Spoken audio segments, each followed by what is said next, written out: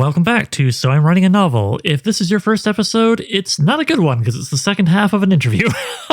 So I would strongly encourage you to check out part one or just keep listening and don't worry about it, man. Don't stress. So yes, this is part two of the interview with David C. Smith, which begins with him telling his take on the collapse of sword and sorcery in the 1980s, all the way through to his writing today and what has kept him writing through all these years. I don't see any need to say much else. You Patreon supporters know I loves ya, and you people who ain't supporting the show on Patreon know that it's okay if you don't have the means, but if you do, gosh, I'd love you to consider it. Going over to patreon.com/sonwritinganovel. There's all kinds of goodies on there. You can read it on the website. Okay, let's go see what David has to say one more time.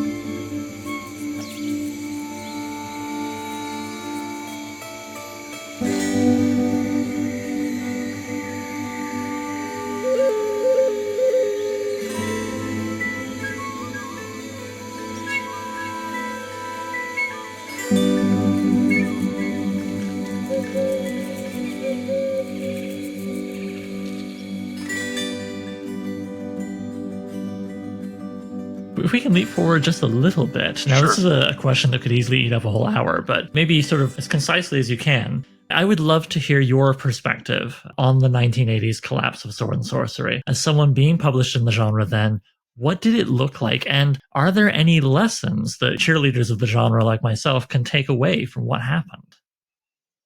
Boy, that last part I'm not sure because a lot of it was out of our hands. And I'm aware that there are some very vocal fans of sword and sorcery at that time who call it the Cretaceous extinction event and blame feminist editors at the paperback houses for coming out and chopping the heads or other things off the guys who were writing sword and sorcery fiction. Sure. Yeah, I don't think so.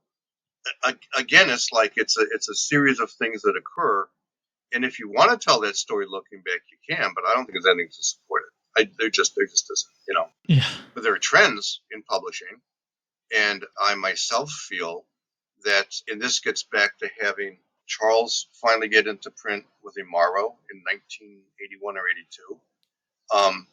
I call them the three new Oron books, but they came out in 81, 82. Mm-hmm. The Sonias came out, started in 1981 through 83 or 80, I think 83. Amazon's came out. Zebra published the Ganji series by Ted Ripel, which is not as well known enough as it should be. But his character, I know Ted, we were friends in Cleveland, and his character is half Nordic, half Japanese, a samurai who's on a quest for the Deathwind of Vidun in Transylvania. It's just rip-roaring. It's just great stuff. Zebra published that. I think by that time they had got the Thieves' World series going. Marion Zimmer Bradley had, I'm remembering what the paragraph I typed in the manuscript, but she had started Sword and Sorceress. So it kind of felt like a moment that was kind of ready to happen with Sword and Sorcery that could have developed into maybe several new areas or lines of exploration. When I finished writing the Oron books in 82, and then I sold a fantasy trilogy, which no one has ever heard of, called The Fall of the First World. It's completely different from what we think of as fantasy trilogies now. It was quasi-historical and ended up being the road not taken with fantasy trilogies. But that got published in 83, and I was exhausted by then. I had tried to write the three Oron books and the big books of the fantasy trilogy, which are twice the size of a regular novel. I'd crammed all that into like a year and a half, a year and 3/4 of work.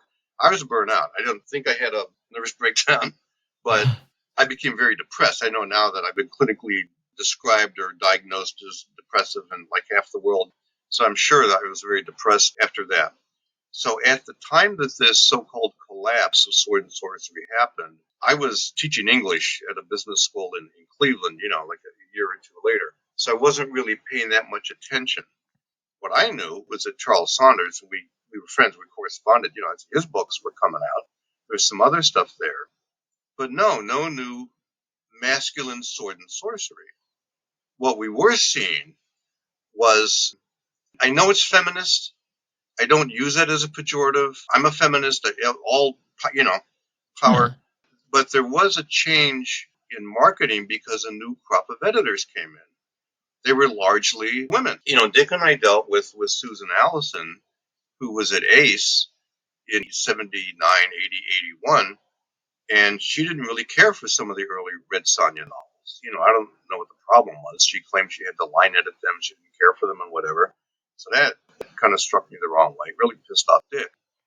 And so Mercedes Lackey and some of these other writers, Marion Zimmer Bradley. Right. So there was a shift in emphasis on what we're doing, not with sword and sorcery now, but with fantasy generally. And to me, it was Tolkien-esque was the biggest part of it. Don't forget, there was sort of Shannara had come out and had been huge. So I know that some of the guys think that knives were out for Carl and these guys who wrote the He-Man, hairy-chested sword and sorcery. My feeling is that had played itself out. How often can you go back to the well with that stuff? Yeah.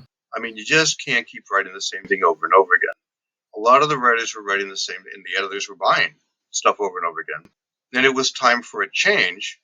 New writers were coming up. New editors were coming in. And even if there's a story that, I don't know who it was, but an editor was upset with Carl and said, we're not doing that woman-hating barbarian stuff anymore. I don't know if that's a true statement or whatever. It sounds a little rough to me. But there was a change in direction in the markets. And that's what it was. Yeah. When Dick and I were writing the Red Sonja novels, I still have these letters. We got letters from young women. And you can tell, man, these are from 12, 13, 14-year-old young ladies. Thank you for writing Red Sonja. We are so glad to see a girl, or a woman, in these adventures. And we were the first ones there, as by happenstance, doing these strong women characters in novels. And man, my heart sang. It's like, good. You go, girl. This is wonderful. So it was there. It was there waiting to happen. And C.J. Cherry and Mercedes Lackey and these other authors were there to get going. So go forward with it. And if the change in editorship and publishing direction was such that now we know that it sells figures. We know that the Tolkien-esque stuff sells. We know what's coming on the horizon. And it's more of this kind of stuff. And we know we've had a good reaction when we have strong young women characters who discover that they're the one who's going to save the world or whatever. So that's where we're going to put our money. Those are the authors we're going to be hiring. Even if there was a sense of spite with some of the editors because they were tired of the hyper-masculine stuff, a lot of people were tired of the hyper-masculine stuff. Times had changed. I don't think I was writing hyper-masculine stuff. Yeah, and literally anything done over and over and over without variation, as you say, is going to... Yeah. Well, exactly. When I did the most hyper-masculine thing I ever wrote, I think, was Shadow of Sorcery. It was published as The Sorcery Shadow. And a lot of you, I don't know if you ever read it, a lot of people really like that book. That thing it's huge in every direction. It is mythic. It is elemental. And it's where he introduced the Akram, the barbarian character, and this witch woman that he meets, and this sorcerer who confounds both of their lives. And a kingdom is at stake, and there's storms at sea, and there's sorcery and all this stuff. And it's anyone else reading it would think it's a little over the top or whatever. I think of it as emphatic, or as operatic, almost like a spaghetti western. So it's a little hyper or manic or whatever, not to mock that aspect of the genre, but to say we can go this big. It's like the myth of Hercules. It's like we can go this big, and the thing still doesn't break its bonds. This genre can contain stuff like this big and mythic and powerful. So that was an experiment. A lot of the stuff I just tried writing to see if I could do it. So it's a big thing I've asked you, like I said, but it sounds to me from what you're saying that at least it feels like the main reason that sword and sorcery maybe went into decline in the 80s was that people had a demand for something and they wanted some variety. And overall, the sword and sorcery genre was not offering that something or that variety. And so, of course, the people would look elsewhere for it. I think so. Readership had changed. I remember someone at the time saying that a lot of what the male authors were writing then, they moved on to science fiction. It makes sense. Okay, so, they moved on to science fiction because these would be professional writers. I think I was professional in the sense that I got paid. and I think the quality of the writing was there, but I never had the temperament to just say, I'll write anything for money. And that's my fault. I wanted to write what I wanted to write. So, but no, it was a change in direction. The Wind City. It wasn't 1965 anymore, or even 1975. Yeah. It wasn't. Well, it is funny, I mean, I've been getting to know sort of what the online communities are for Sword and Sorcery as I go around to try and promote this very show, right? Mm-hmm. And Mm-hmm.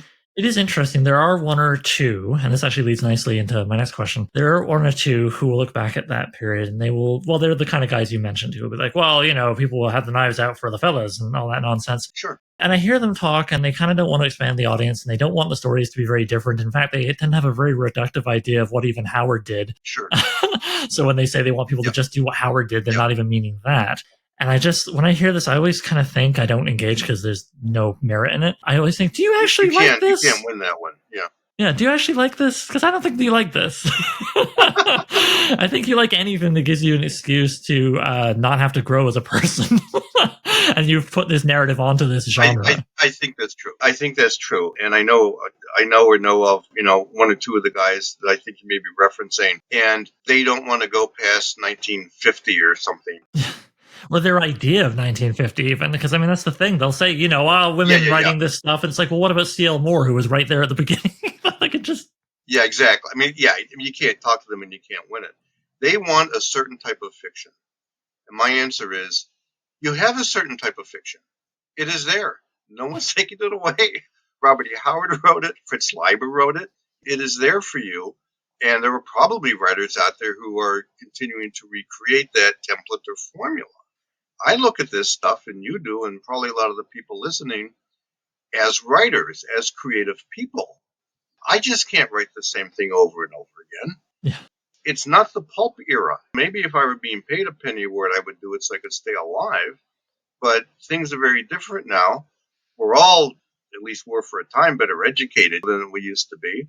And a lot of us are far more creative and aware of arts and culture and writing and media and stuff than we ever were before. Make use of that stuff. So do that. Yeah, why not draw on these larger ideas? Why not, and you mentioned about expanding the audience and people go, well, that means you're taking away my thing. No. Expansion means more.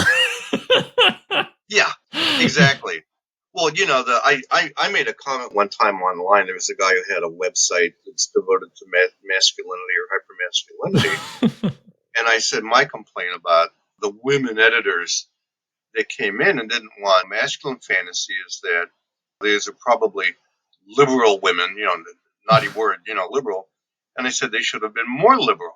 And he didn't care for that at all. By which I mean, open your arms wider. Yeah. Maybe there's a way we can have Charles Saunders continue to publish Imaro books. Maybe there's a way, if David Madison had still been alive, that David Madison could have continued to publish Marcus and Diana in 1985 and 1987. And maybe there was a way to move it forward in that way. But I think it just got to be too political or too emotional or something. But I know the type of guys you're talking about. Well, I mean, people use the word politics that way when they mean things that they don't agree with. Right. And actually, I think so. I think so too. Yeah. And I mean, I suspect we're just going to sort of happily agree with each other on this. So maybe this isn't the best question, but whatever, man. Yeah. I feel like, is Sword and Sorcery a place for big ideas? Because and I think you've already sort of answered it essentially. Yeah, well, it is a place for big ideas, and it doesn't matter. I often cite with kind of a wry grin Lynn Carter's introduction to the sixth of the Lancer ones, Conan the Buccaneer. Yeah. Where I don't know if he was playing up to an imagined audience or if it was his own ideas, but he just kind of says, sword and sorcery's just got to be pure escapism, and there's no thoughts about theme or morality or whatever, man. Just like a big sorcerer and a lady and whatever. And you get that, right? Then you get the grandchildren of that who are online complaining about, I don't want politics in my stories. I like writing stories that aren't about anything. Right.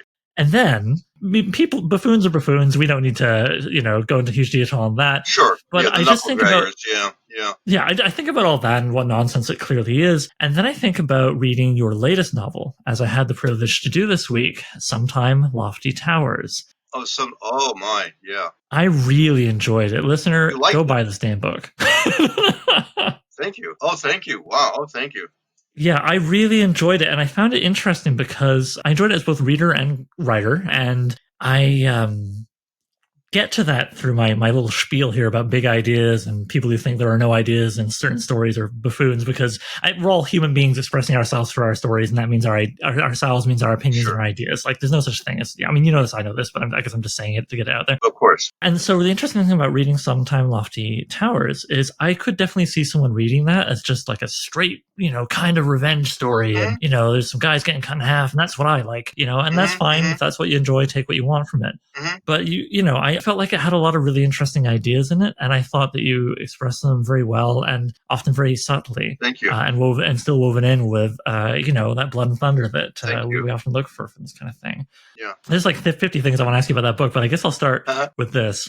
Yeah. So yeah, like I say, I love to recommend it, whatever. One thing I really dug was how the protagonist, Hanlon, is an outsider twice over, having spent time living with both sides of the overall conflict in the novel, yet coming from a third people we never spend time with in the story, not even like a flashback. Right. He's a proper outsider, which many I've spoken with consider an essential quality for the genre. And it also helps sidestep the white savior pitfall so many stories broadly similar to Lofty Towers fall into. And so, to my question, this genre has a history going back to its very beginning of creating analogs for real peoples, cultures, and ethnicities from history. As someone who's done this themselves many times, I would say skillfully, what are the best practices you would recommend to authors aspiring or otherwise? Do you mean to create characters such as that? Or just even characters and cultures. If you're trying to do something where you're like, basically, this is approximately, ancient Babylonia, or this is approximately the Benin kingdoms in what is now Nigeria. Especially as a white fellow writing these stories, you want to do something that evokes history and isn't just like an endless parade of Western European peoples, right? But you also want to, let's say, be respectful and still get some interesting specificity in there. And I felt like you really did that in this book. Well, you use the tools that make you a writer in the first place. So you step outside yourself and you become a character, very much the way an actor would take on a role. So you use that skill set, and you go for the fact that at some very fundamental level, we all have sympathy or empathy with each other. And that's what I'm going after. Now, where it becomes dicey is if you're too literal about the other. If I were to write a story about a character who's in Benin or something, I would do a hell of a lot of research about people in Benin and who they are. And I might try to contact some writers there and say, look, I'm this old white guy and I'm taking the challenge, what do you think? I wrote a novel years ago. This is pertinent, in which I tried to resurrect the sorcerer character of mine, and I brought him into modern day Chicago. And the sorcerer has these skills, and he hires out as a hired gun. And so the opening of the novel is how he is hired by a black guy, African American in Chicago, to hurt the police detective who had made it his job to torture black suspects for 20, 30 years when he was running his precinct in Chicago, which is based on a real character. Now, I asked a coworker of mine, a black guy, I said, please read this. I don't want this guy to be a cartoon. These are real people, these are black characters. And Tim came back with, in my world, I would do it this way. And we went through it so that it now sounds authentic. I was on the right track, but I'm not that person. So I'm open-minded, I'm sympathetic, I want to do the right thing, but there are details, there's minutiae that's going to sound right or not to people who've lived that life. When it came to Sometime Lofty Towers and I was creating the Kiranji, as luck would have it, when I was at Howard Days in 2019, I made some new friends. I met some folks. And one of the men I met is named Michael Araujo. He's from New Mexico. And Mike, his degree is in anthropology. And he and I totally agree with this perspective. In fact, another anecdote, I read a book by a guy who traced the history of the other, capital O, in Western history and culture. And it starts with the Greeks, because for the Greeks, any civilization that was on the edge of their world, was the other and was bad or was less, absolutely less. And so the West picked up that bias. And then we applied it to the Celts, and we applied it to the Eastern Indians, and we applied it to the Western Indians and the Indians in Brazil and everything. So I read this book, and it's a fascinating book that the guy writes. And I mentioned it to Michael. He went, I just took a class from that guy at the university. So I was like, wow, that's serendipity. But when I finished the novel, I sent it to Michael, and I said, this is more your field than mine. I'm being as sincere as I can. I tried to step into their shoes, but I don't want it to sound false or like an old white guy pretending to be, an indigenous person. I wanted to be respectful. And he mentioned a couple of tweets. He said, you did great. And one of them was more about style than anything else, So I mentioned it. I thank him in the book and appreciate that. But yeah, do your research, talk to people, be sincere. Yeah. The thing about overstepping and getting into, what's it called? Appropriation, maybe? Yeah, that kind of stuff. See, there's a gray area there. And for instance, are we now going to have Leontine Price, who's a black woman, not do some of the great roles in opera? She's a black woman. I mean, is she not going to be able to? Wow, I don't know that anybody's seriously arguing that kind of thing. I mean, if I may throw this out to you and get your take on it. Sure, please. Yeah, I'm taking up all your time here. No. I'm. This is wonderful. No, I'm happy to have it. Yeah, I mean, as I understand it, and this is just where I am right now at this point in time, open to new info. Appropriation to me is essentially a shallow exploration of another culture where you're just kind of taking a few surface elements and sprinkling it like sprinkles on top of your story, as opposed to and often tokenism, I guess. Yeah, so that's to me the understanding. Whereas, like, say, what you're talking about, you were doing the research, heaven forbid, talking to other people who might be relevant to the story. Oh heavens, yeah. I mean, have you heard the term or familiar with it at all? Sensitivity reader? I have. Yeah.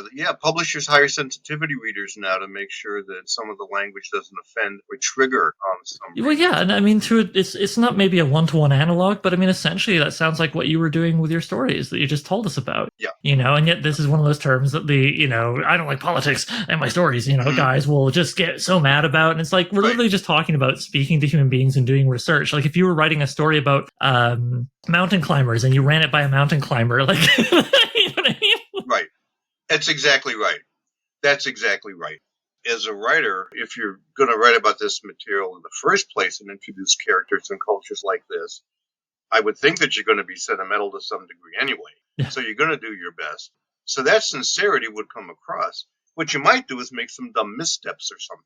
You're not going to use racist terms or anything, but you might make some missteps in terms of nuance or something that people familiar with that culture or the history or the people or whatever would recognize immediately. So you reach out and you have people help. To me, that sounds like what sensitivity readers do. Yeah. As a writer, you should already know not to go in this direction or that direction. I mean, why would you do that anyway? Yeah. But then there might be somewhere you have a little blind spot or something. So have somebody point that out to you or call you out on it or whatever, so we get the best story that we can for the widest number of readers. Well, exactly. Like, don't you want more people to love your book? Don't you want to not have anyone who reads that book? Exactly. Who identifies with maybe an identity in it or an analog identity in it? Do you not want those people to enjoy it as well, or not feel like kind of made uncomfortable? I don't know. It all seems like common sense, I guess, but then here we are. Well, there you go. It is common sense. What I find interesting is that you can pick up some of these old pulps from the 30s, but it's interesting to see those writers who would try to at least go halfway to deal with these matters. I forget. There's a character in I forget who it is now, but he was in an adventure magazine a lot. He's an explorer in Africa and whatever. And he has a character who's a black African, a native, quote unquote, whom he treats as an equal, like Tonto in the Lone Ranger or something. And we're so far away from that now that it does seem like tokenism or kind of like, really. But they were sincere back then about, they were really trying within the bounds of the way the culture was then. And the boundaries of their own imaginations. They could only think so far. The way they'd been taught to. Society hadn't advanced very far yet. So it's interesting to look back at people who were sincerely trying to do some things. And even if it looks kind of artificial to us now, actually they were sincere. And having this black African sidekick to this guy, he was really trying to do a good thing. I mean, while up in the present, why don't we keep pushing it further? Exactly. Why not? Like, so hopefully when people are looking back at us, it won't be so bad, eh? Exactly. Yeah, you're talking to the choir here. So just a little bit more here. We'll leap ahead because, like I said, I could ask you 50 questions about the book specifically. I really enjoyed it. Oh, I'm so glad you liked the book. It means a lot to me. Yeah, well, I mean, I don't know if we have room to get into it today, but I will encourage anyone who picks up the book, which I do encourage them to do, please go to the back of the book and read the interview with David, which has the story behind the story. I greatly enjoyed that myself and found that it only added greater depth to what I got out of the story. Thank you. Thank you. So yeah, I'll just say that for now because I wish we had room for that. Now, earlier you did actually speak to kind of the difference between, as you see it, heroic fantasy and sword and sorcery. The Sorcerer's Shadow as opposed to Oron, for example. Mm-hmm. And then that same interview I just mentioned in the back of Sometime Lofty Towers, in the final question's answer, it was mentioned that Sometime Lofty Towers, as you see it, does not fit the usual sword and sorcery template. Why would you say that is? Because what we've inherited as the usual template is that cartoony template or, thing that we've already discussed, that the characters are one-dimensional, that the hero is a rogue who goes out for something for himself. There's a beautiful babe, there's a monster or sorcerer, and we never try to expand beyond that. When you get to the point, well, can sword and sorcery fiction ever expand beyond that? My answer is, how can it not? I mean, we're talking about stuff that has its roots in Gilgamesh and Achilles and the Iliad, in Beowulf. I mean, if we were drawing upon that sense of what life is like under these conditions, and those cultures are open to it. This is part of our heritage, just as being human beings and maybe just being in the West. One example I kind of go back to for people is, I don't know if you like Westerns or not. I came to appreciate Western movies very late in my life. But in the teens and early 20s, so I love silent movies. There was a character in silent movies. He was a guy called, let me think, I'm tired, I'm going to have to think of his name. Oh, shoot. But he made Westerns where he was basically a good bad man or a bad good man. William S. Hart. And I mean, he'd open a movie where he's killing a bunch of guys, and then at the end he ends up doing something good. And Hart did that because he was reflecting on just how rough and raw a lot of the stuff in the West was. What gained more popularity with viewers in the 20s was Tom Mix and those type of more like kids type cowboys. It's the guy on his horse and everything. And it's the same story over and over and over again. And it was that way all through the 30s. And if you want to close your eyes and just watch the same movie over and over again, you could do that. Mm-hmm. Tim Holt and his dad in these Westerns of the 30s or 40s. And it's kind of like you want to close your eyes and have one of these sword and sorcery He-Man stories read to you. It's the same thing over and over again. It started to change with the movie Stagecoach in 1939, the John Ford movie. And in the 40s, we started to get some Westerns that are kind of adult. And after the war, we started to get real adult themes in Westerns, particularly like Jimmy Stewart Westerns, where he's out there and he's trying to make friends with the Apaches and everything. And these were done with great sensitivity for their time. The ones that I like, and I don't know if you've ever heard of a director named Bud Betticher. He made very low-budget movies. And at the end of his career, Randolph Scott made 6 or 7 movies with Bud Betticher. 7 Men from Now, movies like this. These are all story with a capital S. I mean, this is a guy in the middle of a situation like a Conan, and he's got to deal with it. And so that's the Randolph Scott character. And there are some elements in these things you don't really know where they're going to go. So they are not following the template at all, not at all, these Westerns. And when you get to the climax, sometimes there's kind of like shocking stuff that'll happen. Like in one of them, he fights Richard Boone, and he blinds Richard Boone, the bad guy. It's like, boy, did they really do that? Did they go there? So at the time, it's kind of like, really kind of raw and shocking for that stuff.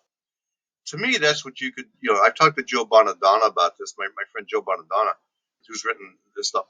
And it's like, yeah, those are good examples of what you can do when you open up a genre and you expect certain things, and it's kind of, and you expand the envelope. We still have a guy on a horse. The guy is still an outsider. Yeah. He'll still introduce a woman character, maybe romance or not romance. So the elements are all there. But wow, the situations are very different. They're very adult. They're coming from character. They're coming from some weirdness. And it feels right because it's not the template, not heroic. It feels more like life because life can do anything at any moment. And that's Howard. Anything is going to happen now at any moment. So, Speaking of Westerns, have you ever watched Unforgiven with Clint Eastwood? oh God, yeah, several times. Oh yeah, there Yeah, you go. I wouldn't say you did the same story, but I occasionally was kind of thinking a little bit of that character. Yep. And that your fella Hanlon, at least in the beginning, is kind of like, I'm kind of tired of all this crap. I just want to go retire and relax and You know push what? dirt around. I'll bet there's some of him in there. Yeah, I'll bet there is Yeah. because I really like that movie. Yeah, yeah. Oh, I'm Mhm. sure you're right. That's a good catch. Yeah, I'll bet he's in there. Yeah, I like that. Yeah, because I mean, I think your story it gives us a lot of the things that we look for in sword and sorcery stories traditionally, and yet Mhm. it has all these surprises. And anyway, yeah, again, I could just gosh, sorry, but yeah, okay, so that's how you feel like No, I'm you so glad you liked the book. I'm so glad you liked the book. Oh, well, yeah, it's easy to like. Thank you for writing it. I just think, yeah, like there are points even where it got quite dark for a sword and sorcery story, I felt. But the interesting thing was, as I was reading it, I thought, there was a feeling of depth to that darkness that made me think, I'm going to keep going. Mhm. And not just because I'm going to interview this guy, but because Yeah, I trust him, Yeah. based on what I had read thus far up to the point of maybe about a third of the way, halfway in the book, I remember it got quite dark and I was like, is this going to be one of those stories where everybody's a jerk and that's all that there is to take away from it? Mhm. And I thought, no, I don't think so. I don't think so, because there's obviously very careful choices being made here. And so the choice to have these very dark moments, I don't think was made recklessly. And I kept reading. No, they weren't. And that's part of why my reaction is so positive and strong, because I was rewarded for that. Good. I often talk about writing in terms of when you say to someone, like, hey, check out my story, whether it's 2 pages or 2,000, it's an ask, it's a request, and you want to try and make that story, Yes. worthy of the ask. Right. And this book absolutely was. It was worthy of the ask of the time spent. It was worthy of the ask of, hey, there's going to be some dark stuff in here, but it serves a purpose. Thank you. And I felt it really did. Yeah. And it made the ending land so much harder because of that. So I guess that's maybe kind of partly how, you went outside the sort of some of the archetypical stuff more from the second wave. He doesn't just like sling a girl over his shoulder and be like, I got the treasure, nice, stab a monster, the end. Not at all. That's so old now. Yeah, no, that's so old now. Yeah. And it's kind of remarkable to me that, we keep going back to Robert E. Howard, and rightfully so, because the guy was, in my mind, kind of incredible, with what he did. And I know that's the template, and I know he was a good writer, but doesn't it say something that we're still going back and referencing him, reading and rereading his books just because of that kind of, not peripheral, but surfacey kind of like we don't go back and talk about the Virginian, the novel, that way. We've moved on, and there's more Westerns we've read. Well, if you'll allow me to connect your work directly to Howard's. Yeah. I think the philosophizing that I found, the fact that you make your character actually be a man of violence who also studied poetry, that's just kind of a fun touch on the surface, but also deeper than the surface. It is. In both some of his dialogue and the prose as a whole, you try to get into some big ideas in a very accessible way. And I think that's something that is absolutely sword and sorcery right from the get-go with Howard. And that's partly why we keep coming back to him. That's a very good point. That's a very, very good point. That's very astute. Yeah, boy, that's really nice. Thank you. Because Howard did think about these big ideas. And I confess that I read philosophy, and I do think about the big ideas. And I have since high school. There are those of us who walk around thinking, what's it all for? What does it all mean? Yeah. And what's the meaning of life? Almost like a cliche. These are extraordinarily serious questions. This is philosophy, knowledge of life, wisdom of life. And when you put that in a character and have a character reflect the way that we do when we're looking at a sunset or when we're going through, really troublesome times in our lives, the deaths of loved ones. I've been divorced a couple of times. I've seen people suffer through things. If you're an honest person and you're there with them, you got to start asking some questions. I'm just this side of turning 70. My wife is 14 years younger than I am. So she's in her 50s. But we were just talking last night. We're reaching the point where our friends, we're now on the other last half side of life. So they're having illnesses. They're having to deal with health issues and stuff. And there's the questions of life. What have I done with my life? Was it worthwhile? Do I regret anything? I always told myself that whenever I'm on my deathbed, I want to be able to look back and say, did I make the most of what I had? Yeah. Or did I not? And I think that's a fair question that anyone can ask. And at any time we're free to say, like the great job quitting people, recently after COVID, maybe now's the time to take a second look at your so-called career or your life or something and explore stuff you have in you that you can find yourself in 70s parlance or leave the world a better place than it was when you came in or do something creative or anything like that. Maybe you can do it. I'll say one thing about the characters in the book because they're all as real to me as possible. Even Lady Syl and these Yeah, characters. yeah. But one of the things I finished a book or I'm working on a book and I know I'm developing the characters. Could I ask an actor to take this role if we did it on the stage or on a movie or TV? Is there enough there for them to work with? So I try to use that like as a measuring rod. It doesn't have to be profound or anything, but is there enough there in that character for them to latch on to and create, a person with? So that's just another thought. So, as I guess I probably made clear over effusively, I was impressed by your writing style in Sometime Lofty Towers. Yeah. One thing that stood out to me was it felt almost unadorned in a positive sense, not overladen with simile and metaphor, Yes. so that when you used either, they really landed. Mm-hmm. This sparse beauty in the prose truly aided the sparse beauty of the ideas and moments it was conveying. How would you say your prose style has evolved since the days of writing the first Oron book? Yeah, it has definitely evolved. I've tried to pay more and more attention to how I write. Early on, I think it was largely influenced by the pulp fiction that I read then. A lot of it was reprinted, but also by Jack London, believe it or not. Huh. When I started writing, what I used to do, because I wanted to know how stories work. So I used to retype Jack London short stories so I could try to get in between the words and the white spaces or whatever of his language and try to get a feel for how stories work. So some of that is probably there too. I've got to do that one of these days. You're not the first author I've spoken with who says, Really? I took an author who I liked and literally just typed out their stuff. Oh, yeah. Oh, it's an interesting experiment. Yeah, yeah. And London style is so different from the way people write now.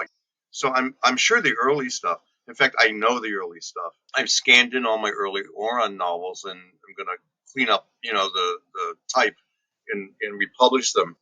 And some of that stuff is too much. Or I tried to be too effervescent or, carried it too far with the screaming or whatever. That's the bad acting. That's the pulp stuff. But as I continued to write, I continued to read, and I try to read as much different kind of stuff as I can. So I'm reading some modern writers, and I've gone back and read some of the classics I had in college. And I'm sure all of that has affected me too. And I ended up teaching English for a while. And I think that was a big influence. I mean, you want to learn something, teach it. And that reacquainted me with the English language as it had not since 8th grade. So I really started to take seriously how I'm putting words together, how I'm putting sentences together. And that's had a very big effect, I think, on my writing style since then. Well, I think I saw on your website you actually have written a book about sentence construction, haven't you? Or a textbook, maybe? I did, yeah. What happened was that when I stopped writing, and I dropped out for a while, and I admit it, I had that quasi nervous breakdown or depression, whatever. I got to get away from this stuff. It's driving me nuts. I actually thought about studying to be a court stenographer. My friend Fred Adams, his wife, made a living as a court stenographer. And I looked into it, and it's like, first of all, there aren't many guys involved, so it would kind of stand out in that way. I guess that would help with job prospects. The other thing is being practical about it. The other thing is that I would be taking down testimony of true crime in, courthouse hearing room. So there's tons of good stuff there for stories, so let's be practical about this. But when I applied to join the class, and it was a class that was being done in Cleveland, Ohio, the guy who ran the school said to me, we actually need someone to teach English, and I had my BA anyway. Would you want to teach English? So I've always wondered how I would work as a teacher, and I love the language, Let me give it a shot. So I stepped into it. I went ahead and did it. So I taught for about 2.5 years. And what I discovered in the Cleveland school system was that these kids are coming in and they might as well not have gone to English in high school at all. It was so bad. Yeah. And they weren't paying attention anyway because they're kids in high school. So I would start with the textbook we had, and they would like, okay, whoa. Remind us of what a noun is. remind us of what a clause is in a phrase. It's like, well, Yeah.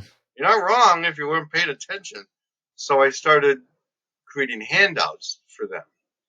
And it worked. I mean, I tried to engage my class as much as I could. And at some point they said, show us how to diagram sentences. And I said, I don't remember how to diagram sentences. You go to the used bookstore and find some old English grammars that showed how to diagram. So we did. We ended up diagramming sentences. And I would try whatever I could, to try to get them. It's like, well, if this visual thing, diagramming, doesn't work for you, let's try this. Just cross out all the prepositional phrases. Now you got the core of the sentence. Do that. So I would try everything I could think of. So one of the textbook salesmen used to come around, and we were talking, and he said, we're always on the lookout for new textbooks. I said, really? He said, sure. And I said, well, I've been doing these handouts for my class to get them up to speed so that we can use your book. He said, oh, okay. So I gave him some of the handouts, and the word came back, said, yeah, they might be interested if you would try to write it in English. So I wrote, it's very basic English grammar, syntax, but it starts out with, here's a noun, here's a verb, and builds all the way up through the clauses and phrases and everything. Do you find that maybe that made you more thoughtful in your choices when constructing sentences after? Absolutely. I really started paying attention. Because you do that with English. Now I'll go back and read some great poetry. Yeah. Oh, okay. I'll go back and read some Shakespeare. Oh, now it opens it up a little more because you've really gotten down into the skeleton and the meat of it and stuff. So I have English grammar books here that I've been buying since I wrote mine. And some of them are very old. And my daughter can't figure it out at all, but I will sit and I will read English grammar textbooks like for entertainment. So no one does that. No one does it. Hey man, whatever you take pleasure from reading, not going to judge you. That's it. Exactly. You be you. So here, we should probably tie this off pretty soon. I'm wearing out your voice, but I just so enjoy hearing what you have to say. Here. Thank you. I just want to sort of tie it off by asking, you came back to writing, and I'm very happy you did. And so essentially, you've had a long career, continue to have it. It's not past tense yet, through good times and bad. Yeah. I read a neat blog post about this on your site, but I'd love to hear you say it. And for the listener, of course, what has kept you writing? I guess the answer is the desire to see what comes next. Once you're in the habit of putting down the words, let's see what happens next. When I was younger, it seemed like for every idea that I got for a story, I would get two more while I was in the middle of writing that first one. So that was very interesting. And the ideas will come. Who was it? I think Virginia Woolf, someone of her diaries, was like, scenes will form. And that will happen. So scenes will form, characters, and it starts to sound quasi-mystical, but they do take on a life of their own, and they want voice given to them. I'm not writing as quickly now as I did when I was younger. I was on fire when I started out. I really wanted to be a writer. And I could just put a piece of paper in the typewriter and just start going. I don't know where that came from. It was in me. I just really wanted to be. And I read everything I could. I wanted to write everything that I could. So that's the way I was then. After dropping out and then getting back into it, I found that there was like muscle memory for being a writer. And scenes will form in characters. So I would start writing again, but I was typing more slowly. But it was thoughtful and a little slower, but with more care. Very much aware of the words and what I was doing and stuff. So I never want to lose it again. I don't ever again want to stop writing because I realized that I lost something when I did that, and it was not fair to me. I overreacted because I couldn't become a big commercial successful writer, which I thought that's what I wanted to be. So it's kind of come around full circle. And I am a better writer than I was then. I want to continue to be a good writer. And some of the stories in Tales of Atlama and the novels, Sometime Lofty Towers, I think I proved to myself that I can continue to do good work and that I should continue to try to do that. So I don't prejudge. I don't deliberately start out to write a good story, whatever. Just start putting the words down, let the characters come. And I never again want to tell myself I've stopped writing. I deeply regret having done that. So, 'cause I was gone for a long time. So I guess that's the answer. It's a great answer. Thank you for sharing it with us. So, okay. So if someone listened to this interview, which I'm probably going to split into two parts. This is a gab fest. We both like to talk, and it's wonderful. Yeah. I thought this might happen, and I'm fine with it. If you're fine with it, I'm fine with it. My wife and daughter get tired of hearing me talk. They just roll their eyes like, "Oh, all you do is talk," and it's like, "Oh man." Well, you should get a podcast then. Apparently, I joke that my partner doesn't have to hear me talk about my stuff as much now. I talk about it to other people on the podcast. Exactly. See, no. But let's say if someone listened to this interview and is thinking, as they should, you know what? I didn't know about this David C. Smith guy before, but I want to try his stuff out. Which of your works might you recommend people start with? Where's a good first David C. Smith book? I actually would not go back to the early Zebra stuff or anything, unless you are a fan of sword and sorcery fiction, because that was from back in the day. But I've turned out a number of things since getting back into writing. And I have to say, give a shout out to Bob McLean at Pulp Hero Press. He's the guy who contacted me back in 2018 to write the biography of Robert E. Howard that I wrote, the literary biography of Howard that I wrote. He's the man who planted that seed. And he's the guy who said, would you want to write a book about writing sword and sorcery fiction? So it's due to Bob. Right, you've got that. That's being worked on right now, right? That's being worked on right now. Yeah, I'm going to call it Writing Sword and Sorcery Fiction. Bob at Pulp Hero Press published a number of things of mine, all of which kind of broke the mold of what people probably think when they think of Dave Smith. Bob has since stopped publishing a lot of fiction. He's still publishing nonfiction, hence the book I'm doing on sword and sorcery fiction. But he published another book very dear to my heart called Bright Star. And I told you I love silent movies, and this one is about the mysterious disappearance in 1920 of a silent movie star in Chicago. So I was able to build a really strong female character and have her be an early producer and star when most movies in America were made in Chicago. There wasn't a Hollywood yet. So I was able to explore all that stuff. And it's a good mystery, too. It got a good review on Kirkus Reviews, I'm happy to say. And nobody knows it exists, So it's called Bright Star. Okay, well, I'll make a point of linking to that the description of the episode, so anybody can just click on it easy peasy. Thank you. And there's Tales of Atlama, which is sword and sorcery.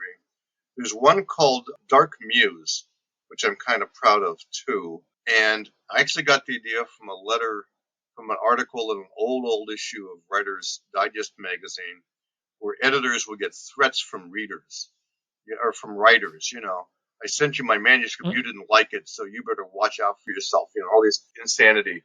So I rolled this one over my mind, and I thought, what if we had a writer, a serial killer?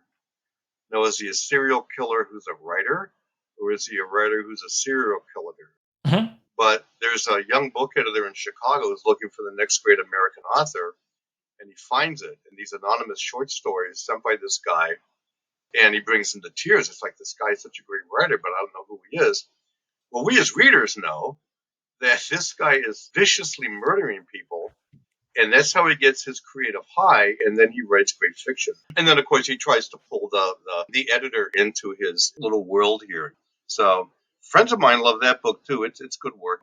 So I've tried to move beyond just the boundaries of sword and sorcery, and seems to have worked, and I've been able to experiment more with how I write. And Dark Muse, Tales of Atlama, Bright Star, sometime Lofty Towers.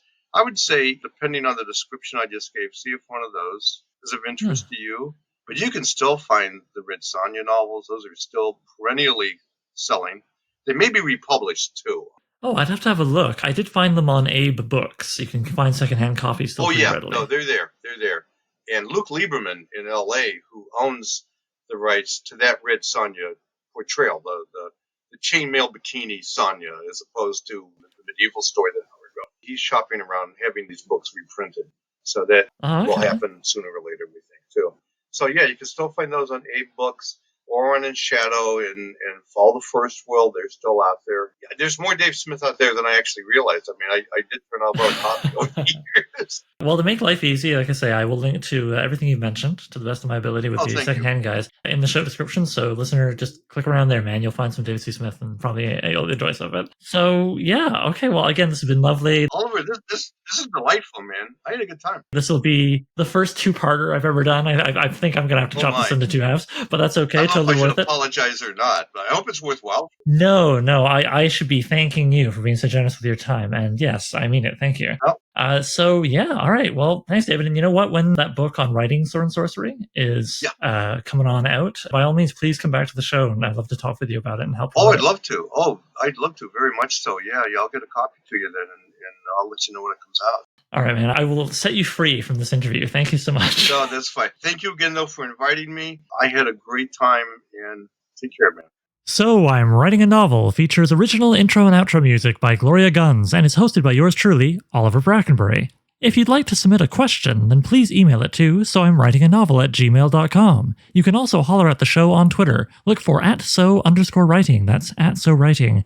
Please consider sharing the show with anybody who might like it, or checking out any of the other ways you can support the show by heading over to soimwritinganovel.com/support the show, which has things like links to our Patreon, Coffee, PayPal, all that good stuff. Thanks for hanging out with me and David, and I'll see you soon.